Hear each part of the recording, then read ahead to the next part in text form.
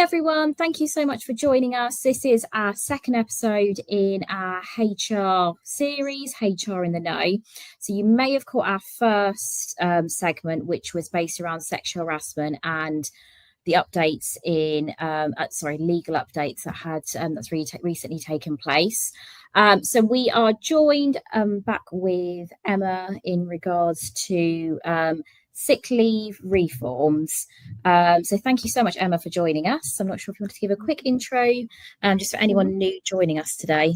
Yeah, sure. Yeah. So thank you again for inviting me to come along. So my name's Emma Wynne. I run a company based in Corby, but work all over the UK, Gateway HR. And I've worked in HR for quite a lot of years, 22 years.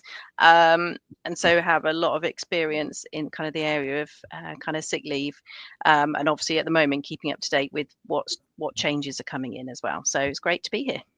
Amazing. Thank you so much. So a quick intro just for anyone that's may or may not know me. So I'm Sundeep. I cover HR and commercial office recruitment across Northamptonshire, Milton Keynes and Bedfordshire. I've been at the One Group for 9 years. And this is a part of lots of different HR value add elements that we do. So HR events, LinkedIn Lives, podcasts, etc. So yes, so starting out, sick leave reforms. So Emma, so I guess starting off with a big question, what are the key changes that we're going to be seeing in 2026 around sick leave and statutory sick pay? So it's interesting. I mean, it's perfect timing. It's as if we had timed this because only last week the government shared a little bit more information about what's happening when.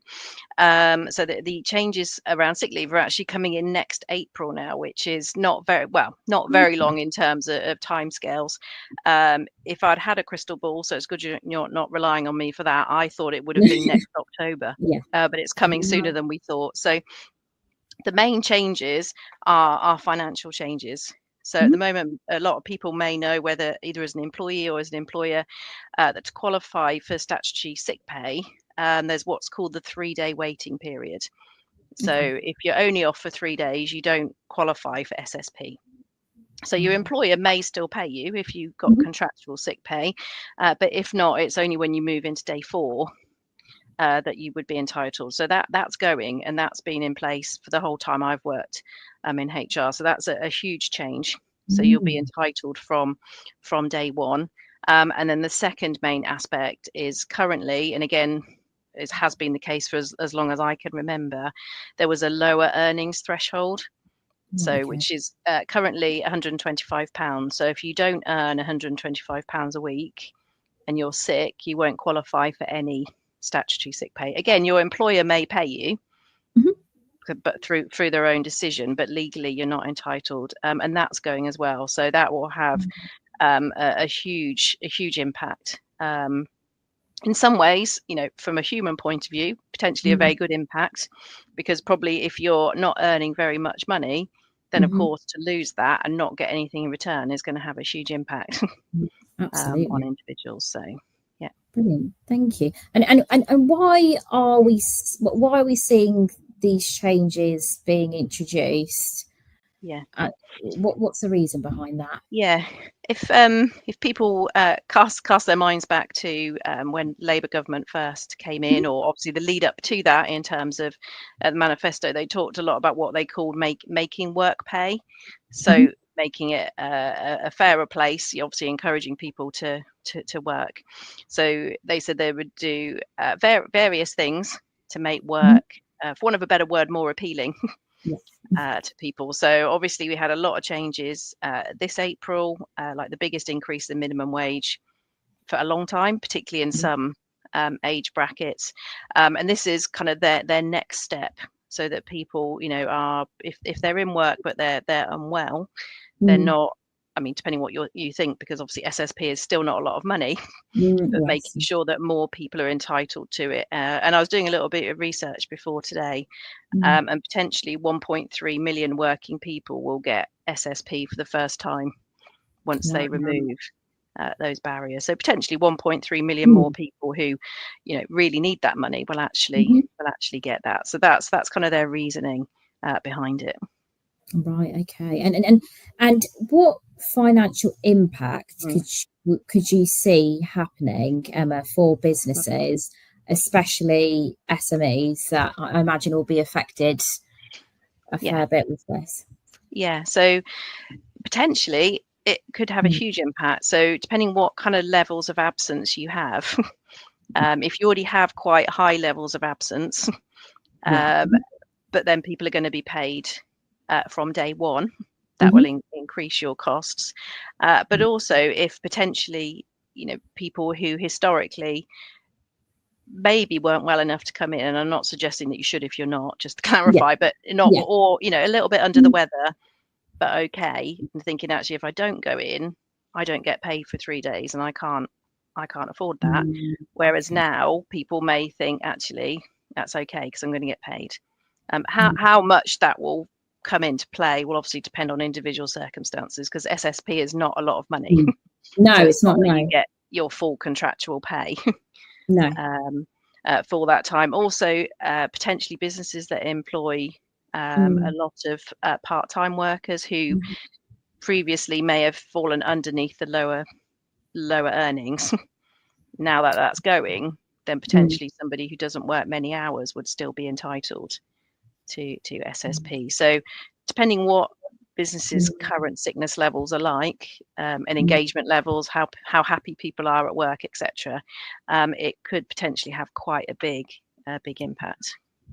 Absolutely. And can you imagine, Emma, if are there going to be particular roles or particular industries that are most affected with these changes? Yeah, I think there'll be certain sectors, particularly those that employ, again, a lot of part-time workers.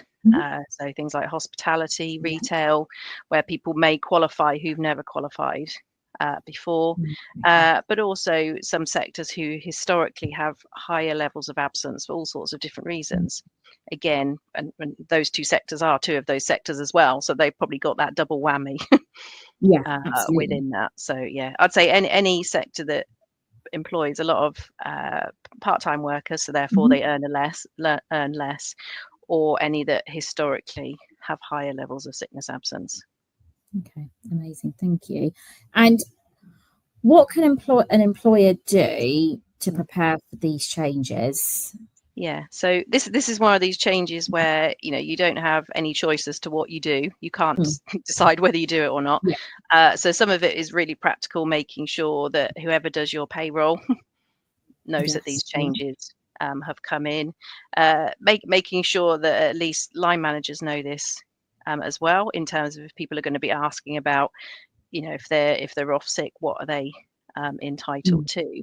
So you've got those kind of really practical bits. Look at if you've got one, which you should have, a sickness absence policy. If things are detailed in there, I mean, usually we say to people within policies, just put a link to SSP, because of course it changes every year anyway, in terms of amounts. So they're kind of your practical bit important that you have to do. And then what we've been talking to a lot of people about is if currently your levels of absence are quite high, so it's going to get more expensive, is to take this amount of time, which we've been talking about since last year, but now that time's getting shorter, to think about, is there anything we can do to bring those levels of absence down, so that when it becomes more expensive, we have a lot less of it, which is a good thing to do, even if these changes weren't coming in. Absolutely, yeah, 100%. And also it just like you said, it may be something that comes up for a lot of businesses now, to think we need to put something in place and almost try and get ahead of it before it happens. So and is there anything policy or contract wise that businesses need to start looking at changing for employees? Yeah, probably again double check what's in your contracts, because again, normally we would say within contracts that you would state whether pay or sick pay is statutory or company, so something enhanced. So again, as long as you haven't put actual amounts in there, that would still be correct. And again, the same within any policies or kind of induction paperwork, and things like that. So it's double checking what's in there. But for a lot of people, if you've already got that in place, there potentially won't be many changes to contracts. If it just refers to SSP without the detail. If you have a policy that has the detail that if you earn less than this, you won't get paid, obviously that needs to come out. A lot of policies may state the three waiting days, so that will need to come out as well. Okay, amazing, thank you. And is there a way for employers to calculate how this financially could impact them in the future? Yeah, potentially. I mean, you could look at if you've got, I mean, some of it you can't because you don't know how people's behaviours may change when they're going to be entitled to pay or not. But perhaps if you look at maybe people who currently fall under the lower earnings, so they don't, they want a nice word, they don't cost you anything financially. If they're off, look at those levels of absence and think, well, how many days a year do we lose that at the moment technically don't cost us? And what will it then cost us going forward? And also looking at potentially people who what is the split between under 3 days and under and over? Because if most people are over, potentially because of the payment element, will that start to change? And people will go off sick sooner potentially. It's very hard to tell. So what we're saying to people is actually managing absence is always the right thing to do within a business. So either continue doing that if you're already doing it, or start doing it if you're not. See what difference it makes. And it has been an ongoing subject, is absence management. It's something that we're looking at in a sense of, not for us, but looking at overall as something that we can do based around like events or from a talking perspective, because it's been such a big subject with a lot of our clients and something to look at. What would you say, Emma, are sort of best practices for businesses that they can put in place to help with short-term and long-term sick leave, so sort of absence management overall? Firstly, we should expect from a HR person, but have a policy. But there's no point having a policy if you don't use it. So, and then one step before that as well is making sure that you monitor or measure sickness accurately, which any sickness covered by SSP, then you should be doing that anyway. But actually making sure again that managers are logging sickness properly, because it can go either way, where a manager says, which I'm sure is not the case, but Sunny has so much time off, and then you actually look at the figure and you're like, no, not really. You're just as a manager having a bad day today, and Sunny phoning in sick was the final straw, but actually her sickness levels are okay. As opposed to thinking somebody doesn't have a lot of time off, and then you look at it and you think, oh, actually that is That's quite a lot of time. So our suggestion with short-term sickness is that you have, and there's different ways of doing it, but some kind of trigger point that when somebody goes beyond a certain level, that triggers. I mean, you will have had good absence management. You will have had conversations after every period of absence, but it gets to a certain point and then it starts to become a bit more formal. So that might be where, you ask, things like occupational health might come into play. So you say, actually, you've had 3 periods of sickness in the last 3 months. We now into a more formal process. Can we support you with a referral to occupational health? To see if there was anything that else we can do to support you. And then potentially, which is quite rare, you would then, with somebody, kind of work your way through that policy with ultimately the end result could be dismissal, but in my experience that was relatively rare. Because with short-term absence, either if something comes to light, so as an employer you can support them, and actually by changing something about the way they work or how they work makes a difference, or perhaps it's covered as a disability, so you need to make an adjustment to your policy. Or on the occasions where people are not not really that sick, without suggesting that anybody's ever dishonest. No. Once you start through a process and potentially start issuing warnings, either people stop doing that because they realise this is where it could end up, or potentially they resign and go and work somewhere else where they can do that. So kind of short term, and then long term, I always say is very different because obviously it's going to very much depend, because short term absence is quite often like different things. Different ailments, whereas long term is more likely obviously to be something. So it might be, so if I use myself as an example, 3 years ago now actually, I managed to break my ankle the day I got back from holiday. So I mean, I was, because of what I do, I was able to work from home. I couldn't actually go to work though, because we're on the first floor and I couldn't get upstairs. Oh no. So that's kind of it. It is long term, but it's unexpected because until you break your ankle, you don't, you're expecting to go to work the next day. But it might also be potentially planned long-term sickness, so somebody knows that they need to have some surgery or an operation. So then it's working with the individual. Obviously, what support do they need?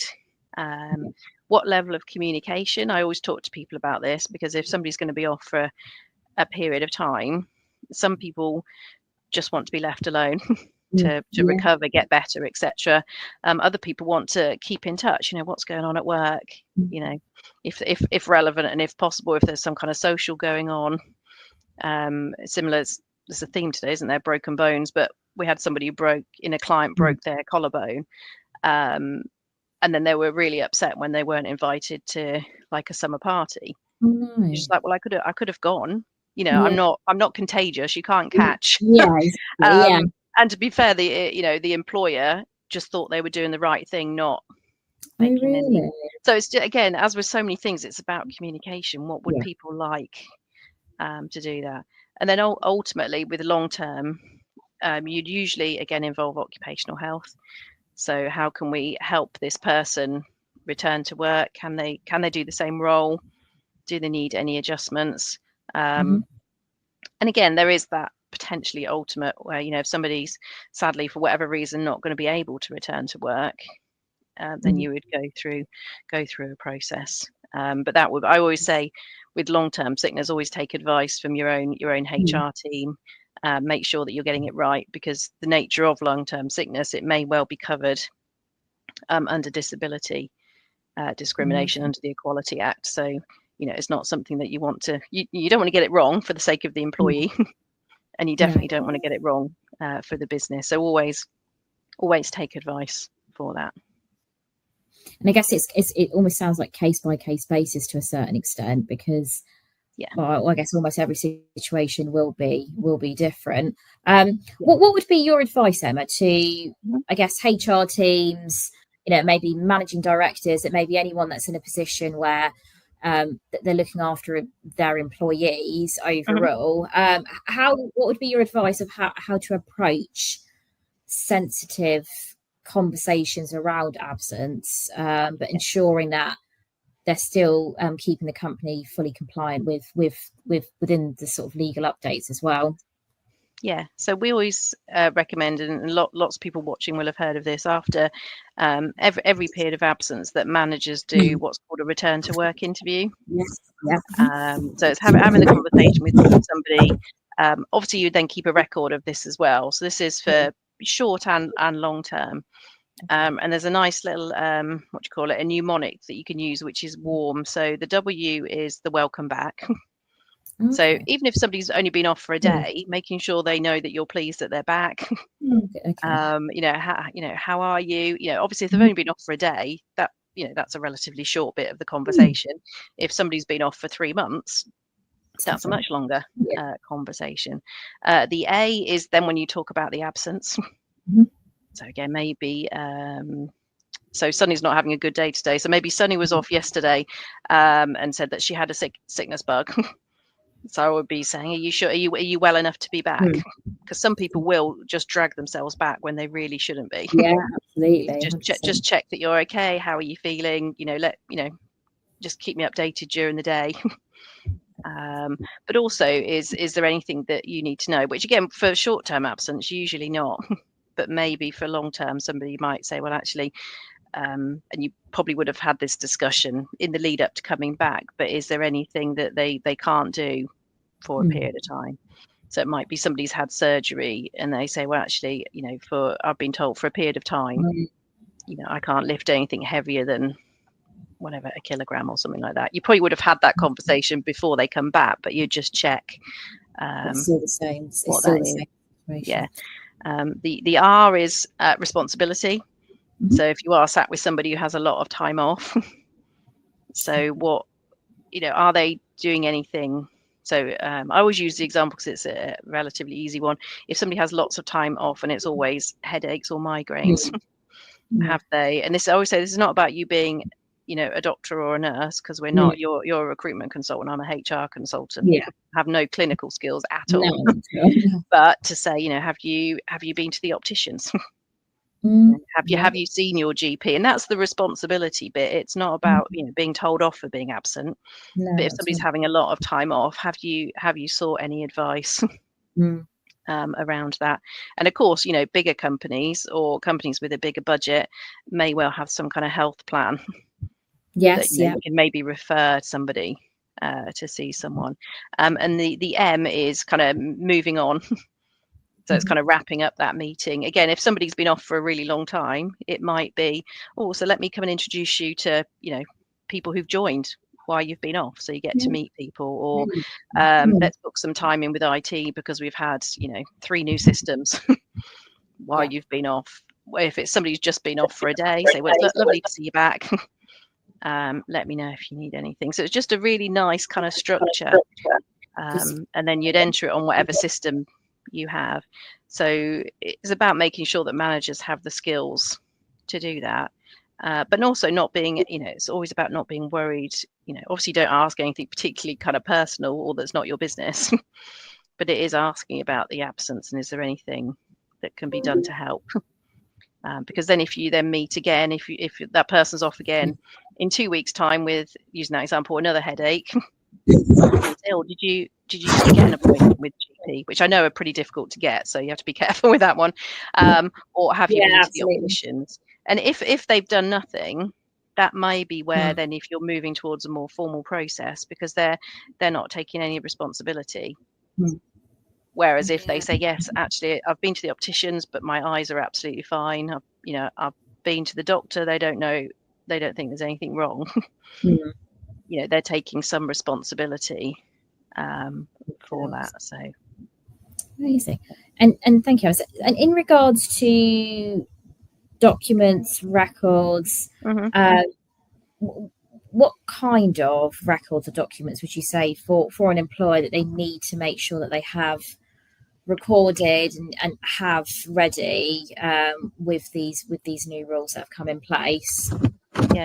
I don't think, the thing is, with the government announced they've called it the roadmap last week as to what's going to happen when, but in true government style, that's all we've got so far.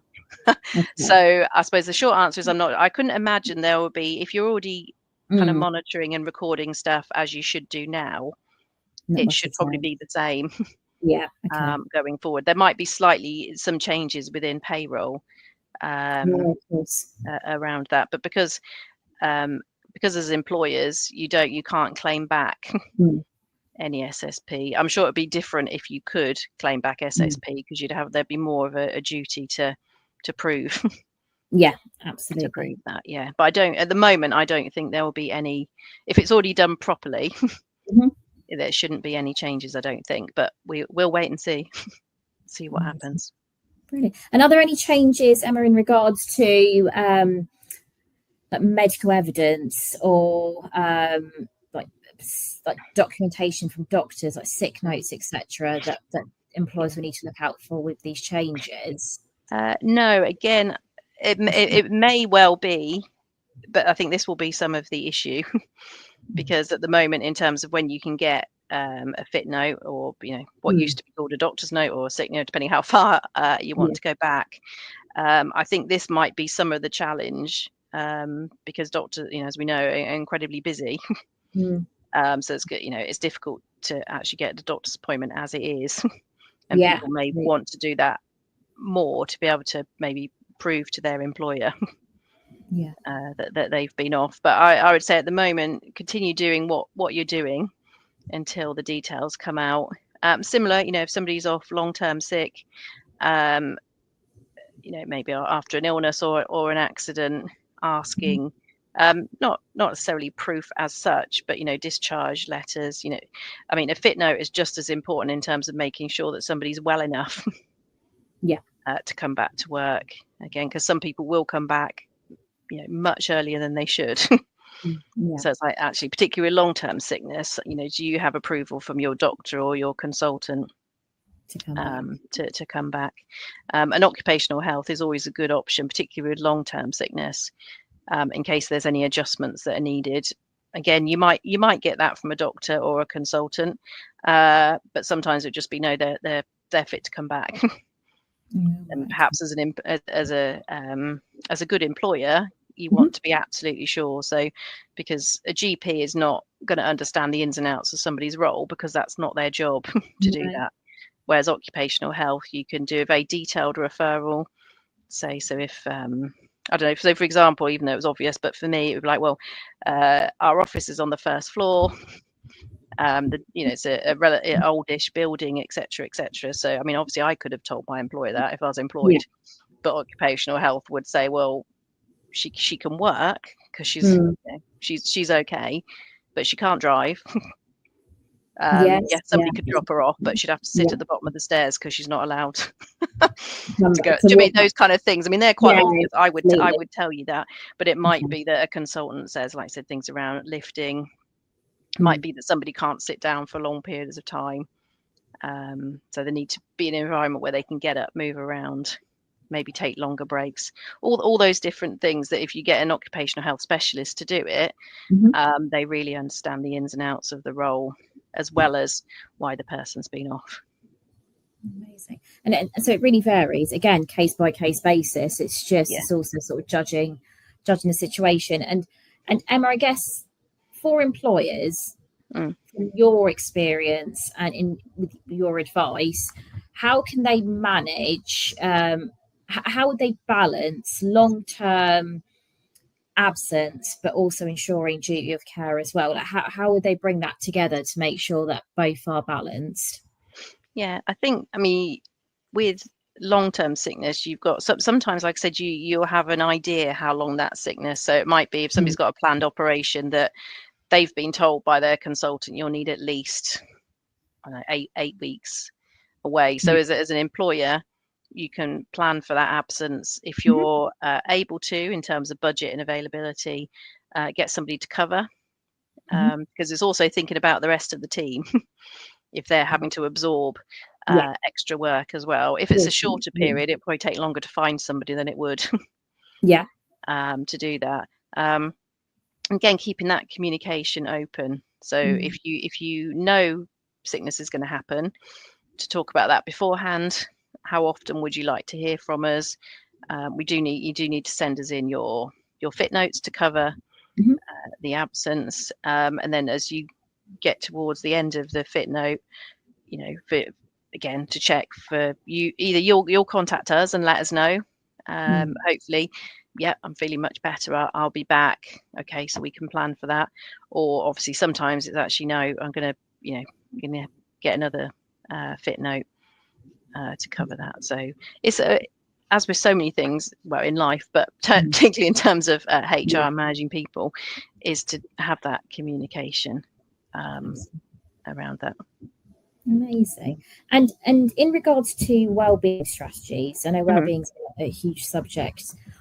Well, for over the last few years, from your perspective, Emma, what wellbeing strategies could employers put in place to help reduce sick leave in the future? So I think, there are so many different things you can do, because a huge part of absence, the biggest cause of workplace absence for probably almost 10 years now, has been related to mental health rather than physical health. So it's thinking, as an employer, are we looking after people's mental health as much as physical health? So looking at things like kind of workload, work environment, listening to people. So if people are saying to their managers that they're struggling, that something is done about that. So as an organisation, maybe having mental health champions or mental health first aiders, whichever terminology you want to go for, but also encouraging people to ask for help if they need it, because there's some statistics around time off work to do with mental health, and I think it's something like, if it goes beyond 29 days, the chances of the person coming back kind of drop off significantly. Oh, wow. So again, it's that ideally to prevent the absence in the first place. Again, is it a nice work environment? Not just in terms of does it look nice, Yeah, but absolutely. do people get on with each other? Do they feel supported? Do they enjoy what they do? So if you do any kind of engagement surveys or pulse surveys, if they're not particularly positive, thinking, right, what can we do to make this better? But also thinking, and this is not about ruining the fun, but thinking about how do we, if we're celebrating something, or if we're having a team day out, does it always involve food and alcohol, etc., etc.? Yeah, Or absolutely. could we be doing something else? So, which is certainly not me being the fun police, as HR No, sometimes not at all. labelled. But it's kind of thinking it through. What kind of behaviours are we encouraging? Yeah, I guess also being inclusive when you do anything like that as well, to make sure that everyone feels like actually this is fun or relaxing or whatever it might be for me as well. Yeah. And so in regards to businesses of any size, anyone within HR or any leadership role that sort of would make an impact, what would be your one piece of advice for them that they could make as a change for their employees, even in relation to sick leave? Yeah. I think probably it's looking at the bigger picture. So I mean, it's almost going backwards to go forward. So looking at your levels of absence, if you measure them, and kind of benchmarking it, so you can get kind of benchmark levels of sickness for different sectors, different industries, so where you're sitting. So if you're about average, I mean, hopefully you want to be better, but you haven't got a big problem, so you can still do something about it. Whereas if your absence levels are a lot higher, I usually say to people, there is a vague chance that you just employ really poorly people, but that's probably not what it is. It's going to be something else. Do people enjoy working here? Do they like what they do? Is it a nice, supportive environment, or actually, either you're actually making people ill in terms of the impact, or people just don't really enjoy being at work. So if they can potentially afford to have more days off, paid or otherwise, like I said, because SSP is not a lot of money to shout about. So thinking about why is that the case? Because as organizations get bigger, then you can look at it, maybe by department. And if certain teams or certain departments have much higher levels of sickness, there's probably a reason for that. And quite often it will sit somewhere within how that team is managed. Yeah. So I think that'd be my main thing. Look at where you fit in terms of figures. Yeah. Sorry, carry on. Brilliant, thank you. And in regards, sorry, Emma. So in regards to any sort of, what's one misconception an employer might have when it comes to these reforms, like you'd like to clear up, that you sort of hear or regularly hear, that would be what would that look like? I think possibly it'd be interesting to see. Now it's coming quicker than maybe a lot of us thought. That's not going to make a big difference to us. Which if you pay beyond statutory anyway, then it probably won't, because you're paying beyond that anyway. But really, sometimes you don't really appreciate the levels of absence until you actually go and have a look and see what's there. But also, again, looking at is, as an employer, are we in any way responsible for this in terms of what it's like to work here? Amazing. Thank you so much, Emma. Thank you so much. You're very welcome. And thank you to everyone for coming along, listening to myself and Emma. And thank you again, Emma, for joining us. So if you have any questions, feel free to pop over a direct message to either myself or Emma. Again, you have also got access, feel free to ask us, to our previous LinkedIn Live, which is based around the changes to sexual harassment laws. So if you need that, feel free to contact us. And we do have a next one coming up, which is around dismissals and the legal changes in regards to that as well. So if you need us at all, feel free to get in touch. And thank you so much. Thank you. Thank you.